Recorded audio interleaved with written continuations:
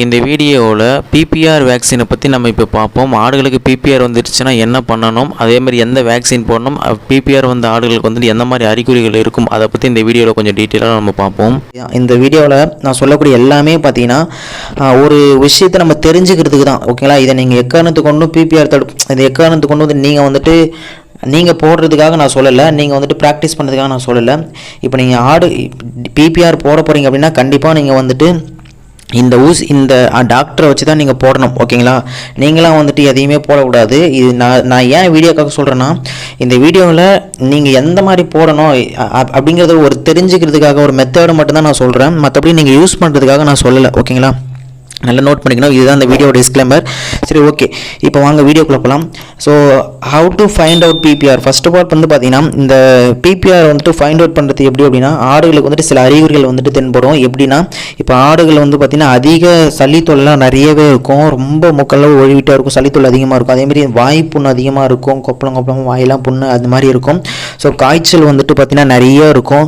அப்புறம் பார்த்தீங்கன்னா கூடவே காய்ச்சலும் இருக்கும். ஸோ இது எல்லாமே இருந்துச்சு அப்படின்னா கண்டிப்பாக that code is affected by PPR. Okay, so அந்த கோட் வந்துட்டு பார்த்தீங்கன்னா பிபிஆரில் அஃபெக்ட் ஆகிருக்கு அப்படின்னு அர்த்தம். ஸோ நீங்கள் வந்துட்டு கெஸ் பண்ணிட வேண்டியதான். ஓகே, அந்த கோட்டை நீங்கள் செக்ரிகேட் பண்ணிடணும், தனியாக பண்ணிவிட்டு அதுக்கு நீங்கள் ட்ரீட்மெண்ட் கொடுத்தாகணும். மோஸ்ட்டாக வந்துட்டு பார்த்தீங்கன்னா ஏன் பிபிஆர் வந்துட்டால் அது வந்துட்டு ஆடுகள்லாம் சாகுது அப்படின்னா, இப்போது ஆடுகள் வந்துட்டு பார்த்தீங்கன்னா பிபிஆர் வரும்போது பார்த்தீங்கன்னா நான் சொல்லியிருந்தேன், ஆடுகளுக்கு வந்துட்டு வாயெல்லாம் புண்ணு அந்த மாதிரி ஆகிடும் அப்படின்னு சொல்லிட்டு.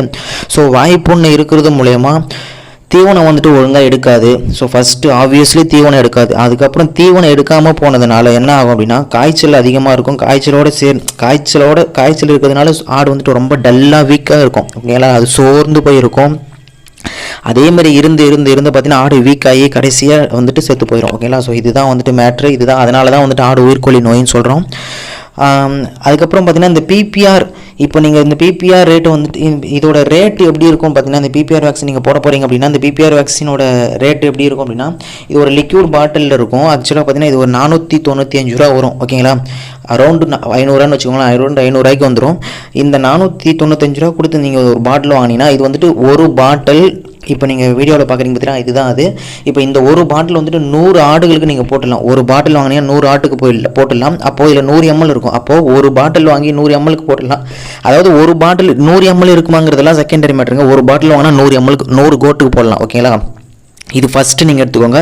இப்போ நீங்கள் இந்த வேக்சின் வாங்கும்போதே பார்த்தீங்கன்னா வெறும் வேக்சின் மட்டும் கொடுக்க மாட்டாங்க. இது கூடவே இன்னொரு வந்துட்டு ஒரு டைலூண்ட் மாதிரி ஒரு லிக்யூடு மாதிரி ஒரு டப்பாவில் கொடுப்பாங்க. ஸோ அது வந்துட்டு 100 ml இருக்கும். ஓகேங்களா, இது ரெண்டுத்தையுமே மிக்ஸ் பண்ணி தான் நீங்கள் வந்துட்டு வேக்சின்லாம் போடணும். இப்போ இது 100 ml இருக்குன்னா அப்போது ஒரு கோட்டுக்கு, அது 100 ஆட்டுக்கு அப்படின்னா ஒரு கோட்டுக்கு 1 ml தான் போடணும். நல்லா புரிஞ்சுக்கோங்க கைஸ், நல்லா நோட் பண்ண வேண்டிய விஷயம். ஒரு ஆட்டுக்கு 1 ml மட்டும்தான் போடணும். ஓகேங்களா, சிரஞ்சில் இழுத்து 1 ml தான் போடணும். ஓகேங்களா, நான் இப்போ சொல்கிறேன் அது எப்படி எடுக்கணும்னு சொல்லிட்டு.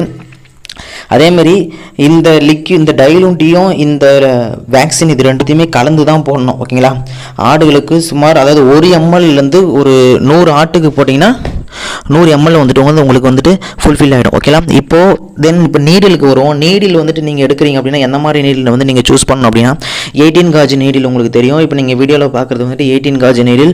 ஸோ இந்த நீடில் தான் நீங்கள் வந்துட்டு யூஸ் பண்ணணும். ஓகேங்களா, இந்த மாதிரி நீடில் யூஸ் பண்ணும்போது தான் உங்களுக்கு வந்துட்டு மருந்து வந்துட்டு கொஞ்சம் சீக்கிரமாக போயிடும். அதேமாதிரி உள்ள சதைக்குள்ளே இறங்கும் போது வந்துட்டு கொஞ்சம் நல்லாவே இறங்கும். ஓகேங்களா, ஸோ 18 காஜ் நீடில் வந்துட்டு ரொம்பவே மேண்டிட்டரி. ஓகேங்களா, அதுக்கப்புறம் பார்த்தீங்கன்னா சிரஞ்சு. இப்போ இந்த சிரஞ்சில் தான் நிறைய பேர் வந்துட்டு சொதப்புவீங்க. சிரஞ்சி செலக்ட் பண்ணும்போது பார்த்தீங்கன்னா இப்போ 10 ml சிரஞ்சி இப்போ எடுக்கிறீங்கன்னா, இப்போ நீங்கள் வீடியோவில் பார்க்குறது 10 ml சிரஞ்சி. நான் நிறைய எல்லாத்திலையும் நான் வீடியோவில் காமிக்கல. ஃபார் எக்ஸாம்பிளுக்கு ஒன்று மட்டும் காமிக்கிறேன். ஏன் அப்படின்னா ஃபுல்லாக கன்ஃபியூஸ் ஆகிடுவீங்க, அதனால் நான் காமிக்கல. இப்போ ஃபார் எக்ஸாம்பிள் இப்போ 10 ml சிரஞ்சி எடுக்கிறீங்க அப்படின்னா, இப்போ 10 ml விட 1 ml அதிகமாக தான் இருக்கும் அந்த சிரஞ்சில். ஓகேங்களா, இதுதான் நீங்கள் நோட் பண்ண வேண்டிய விஷயம். அதேமாதிரி நீங்கள் 5 ml சிரஞ்சி எடுக்கிறீங்கன்னா 5 ml விட 6 ml இருக்கும் அந்த சிரஞ்சில். புரிஞ்சுக்கணும் நல்லா. 10 ml எடுக்கிறீங்கன்னா அது 1 ml அதிகமாக இருக்கும் அந்த சிரஞ்சில். அதேமாதிரி 5 ml எடுக்கிறீங்கன்னா அதை விட 1 ml அதிகமாக இருக்கும். ஓகேங்களா, ஆனால் அதுவே 12 mm சிரஞ்சி எடுத்தீங்கன்னா 12 mm தான் அக்யூரேட்டாக இருக்கும். ஓகேங்களா, அதனால தான் 12 mm சிரஞ்சியை வந்துட்டு 12 ml சிரஞ்சி வந்துட்டு நான் ரெஃபர் பண்ணுறது. ஸோ 12 ml சிரஞ்சி நீங்கள் எடுத்தீங்கன்னா அதில் கரெக்டாக பர்ஃபெக்டாக ஃபுல்லாக இழுத்திங்கன்னா 12 ml உங்களுக்கு ஃபில் ஆகிடும். ஓகேங்களா, அந்த 12 ml எடுத்து 12 ஆட்டுக்கு நீங்கள் போடலாம். ஓகேங்களா, ஒவ்வொரு ஆட்டுக்கும் ஒவ்வொரு ml தான் நீங்கள் போடணும். அப்படி இல்லைனா 1 ml எடுத்து ஒவ்வொரு ஆட்டுக்கு கூட நீங்கள் போடலாம். ஓகேங்களா, யுவர் விஷ். பட் நான் என்ன சொல்லுவேன்னா ஃபுல்லாக இழுத்து ஒவ்வொரு ml போகிறது ரொம்பவே பெட்டர்னு நினைக்கிறேன். ஓகேங்களா, ஃபைன்.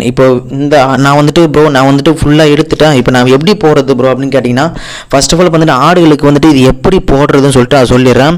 ஆடுகளுக்கு முதல்ல நம்ம வேக்சின் போடுறது, இன்ஜெக்ஷன் போடுறது வந்துட்டு 3 விதமான இடத்துல நம்ம 3 விதமான டைப்பில் நம்ம போடலாம். ஒன்று வந்து பார்த்திங்கன்னா சதைப்பகுதியில் நம்ம போடுறது, ரெண்டாவது வந்து பார்த்திங்கன்னா தோல் பகுதியில் போடுறது, அதேமாதிரி பார்த்திங்கன்னா நரம்பு பகுதியில் நரம்பு வழியாக போடுறது. ஓகேங்களா? ஸோ இது 3 டைப் ஆஃப் விதமாக நம்ம போட்டுட்ருக்கோம்.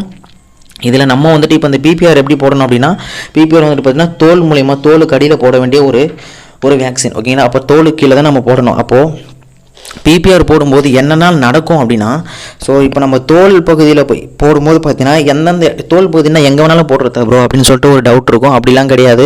தோல் பகுதியில் நான் சொல்ல இந்த 2 இடத்துல மட்டும்தான் போடணும். அதாவது கழுத்து பகுதியிலும் கால் பகுதியிலும் இந்த ரெண்டு இடத்துல மட்டும்தான் போட முடியும்.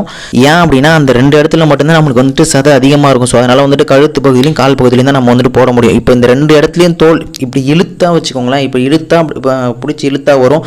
ஆக்சுவலாக நான் வந்துட்டு இதை வீடியோ எடுக்க முடியல, ஏன்னா நான் பிபிஆர் போடும்போது பார்த்தீங்கன்னா நான் வீடியோ எடுக்கல. இதுக்கப்புறம் போடுறேன்னா நான் வீடியோ மேக் பண்ணுறேன். நான் சொல்கிறது உங்களுக்கு புரியுதுன்னு மட்டும் பாரு. அந்த தோல் பகுதியில் பிடிச்சி இழுத்தீங்கன்னா செதை வரும். அப்படியே நீங்கள் அந்த இன்ஜெக்ஷனை போட வேண்டியதுதான். பட் நல்லா நோட் பண்ண வேண்டிய விஷயம், பிபிஆர் போடும்போது ஆடுகளுக்கு வலி இருக்காதுங்க. நீங்கள் வந்துட்டு டோன்ட் வரி. ஓகேங்களா? பிபிஆர் போடும்போது ஆடுகளுக்கு வலி இருக்கவே இருக்காது. ஓகேங்களா?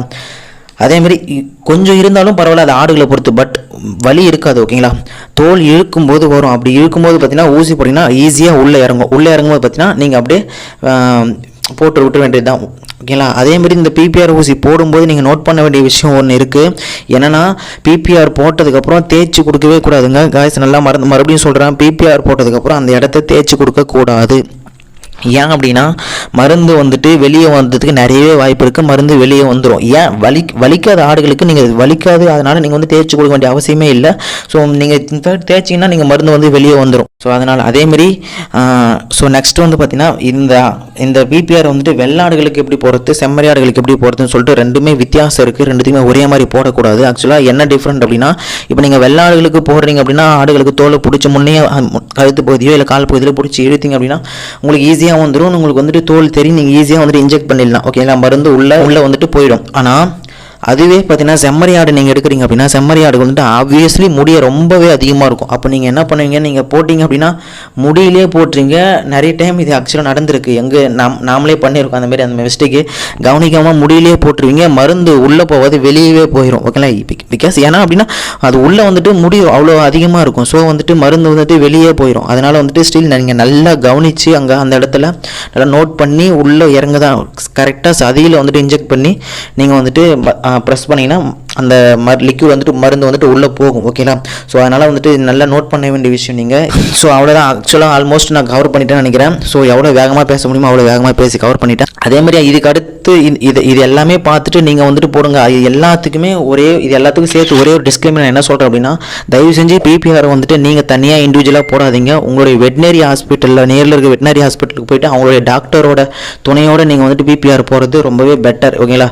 ஒன்ஸ் நீங்கள் போட்டுட்டீங்க அப்படின்னா அதுக்கப்புறம் அவங்கள கேட்டுக்கினே இது நாமளே போடலாமா சொல்லிட்டு அவங்ககிட்ட ஒரு ரெஃபரன்ஸ் வாங்கிக்கின்னு நீங்களாக வந்துட்டு போட ஆரம்பிச்சிடலாம். ஓகேங்களா? ஃபஸ்ட் டைம் போடுறீங்க அப்படின்னா கண்டிப்பாக டாக்டரோட உதவியோட போடுங்க. அதுதான் நான் வந்துட்டு உங்களுக்கு வந்து சஜஷன் பண்ணுறதா இருக்கும். ஓகேங்களா?